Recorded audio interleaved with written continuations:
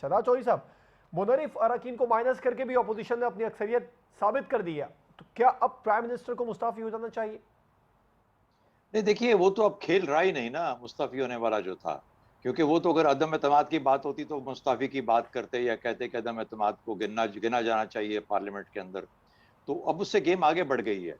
वो गेम ये बढ़ गई है कि प्राइम मिनिस्टर साहब ने कहा है कि उनका मुकाबला ऑपोजिशन के अदम एतमाद के साथ नहीं है बल्कि साम्राज्य के साथ है। अब साम्राज्य को लड़ने के लिए अब जो उनकी रिक्वायरमेंट्स हैं, जो उनकी डेफिनेशन है, वो मुख्तलिफ तरीके से सामने आ रही है।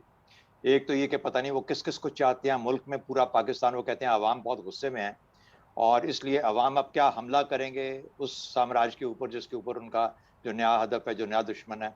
या ये कि सुप्रीम कोर्ट से कोई इजाजतनामा हासिल किया जाएगा कि सुप्रीम कोर्ट अब इजाजत दे कि पहले हम साम्राज्य के खिलाफ जंग छेड़ें, उस जंग को जीतें, उसके बाद फिर बाकी अंदरूनी मामलात की बारी आएगी जिसमें अदम एतमाद भी शामिल है। या ये कि कोई ऐसा वक्त निकाला जाए जिसके अंदर कि शायद कोई ले दे के बात आसानी से गुजर जाए, यानी बात फिर वो भेड़े के खेड़ों तक ही पहुंच जाएगी। तो बात यह है कि जो इस वक्त इमरान खान साहब कर रहे हैं उसकी समझ तो काफी हद तक आती है कि क्या खेल खेला जा रहा है।